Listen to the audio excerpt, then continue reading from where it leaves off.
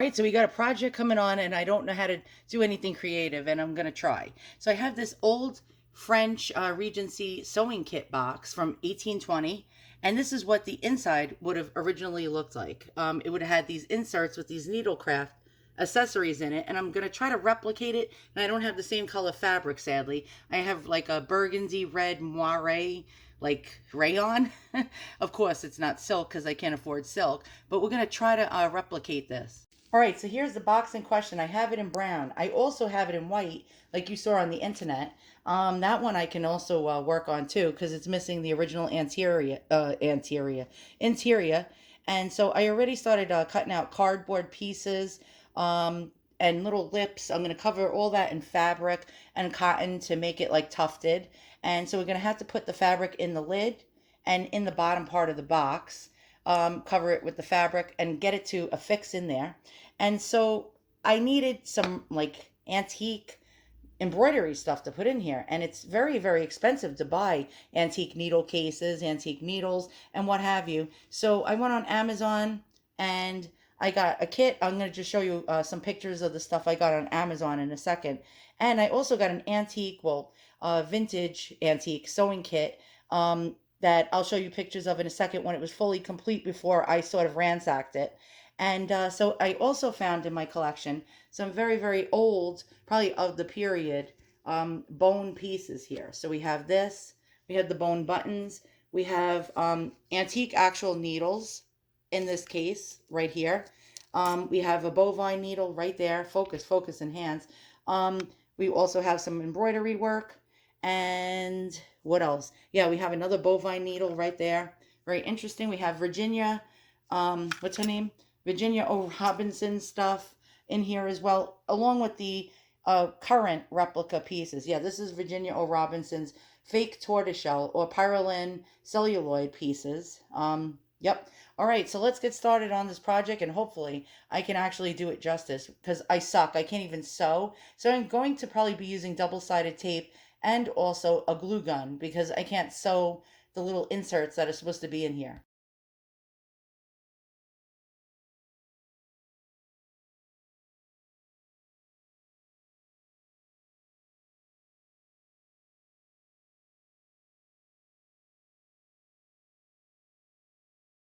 All right, so making an interior for a box and having no talent or creative skills is not easy. So I have this I think it's called, don't laugh at me, I can't pronounce it. Moire like silk, but it's probably rayon. And so one side has this like really cool pattern, the other side has like a sheen. I'm going to go with this side to give it more of an old-timey look. And then I got something called gimp. Don't know what the hell gimp is, but I'm a gimp. I limp around all day. But so I had no clue what color would match this the best because all they had was this in red, burgundy, cream, um, silver, gold, and black and white. And so I went with red and burgundy. My daughter said the red actually, wait, hold on.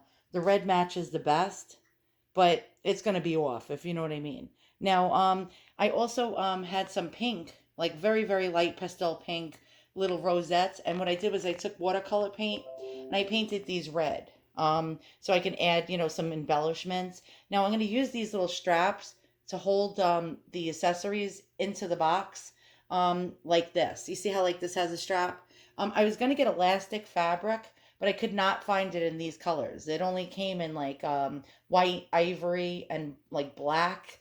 And so it wouldn't have like really went, if you know what I mean. Because if I went with gold, most of the stuff here is silver. So it would have looked really stupid. And the silver, if I found it in a thin size, that was the problem. I did find colors that would have matched this perfectly, but it was like half an inch to about an inch wide. And I needed the thinnest width that I could find, which was like 3/8 of an inch. So, all right, so I'm going to go ahead and do this. The glue gun is going to be a messy thing. I always burn myself.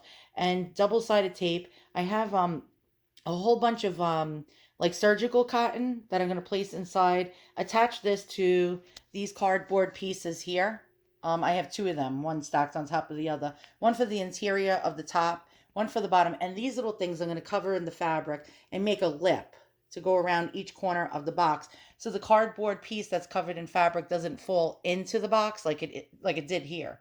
And so I don't know. We'll see how this goes. I'm not really holding out too much hope. All right, so I made lips inside the box so the cardboard doesn't fall down to the bottom with the weight of the stuff I'm going to put on it. And it's not, it's not the best, but it'll do. So when I drop the cardboard piece in, it stays. It doesn't fall to the bottom now. And now I'm going to cover it with some fabric. And I can't make it too high. It can't go higher than that because then I won't be able to close the box. So I'm going to put a thin layer of surgical cotton and then cover it with fabric. All right, so I cut out cotton, placed it on top of the cardboard just to make sure that the box would close. And let's see. Okay, so far it closes. That's a good thing. All right, now I'm going to cover it with the fabric. I should be using double-sided tape to do this, but I'm lazy, so I'm using the good old glue gun. And I'm gluing the fabric to the cardboard and the cotton. All right, so I got the interior. Now we're going to do the top part and then add the gimp.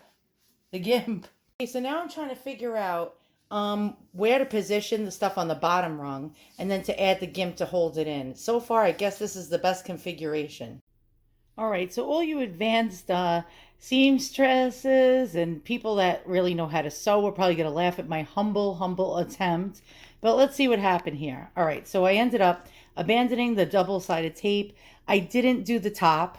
I got lazy. Yeah, I always get lazy in the middle of projects. I have so many expectations and I never follow them. Okay, so the unveiling. I'm teasing you guys. All right, so there we go. All right, so on the top, I had placed some embroidery things. I didn't glue them in, I just pinned them in. So it's, not permanent. And then beneath, here we go. So we have our scissors. What I did was I put these rings.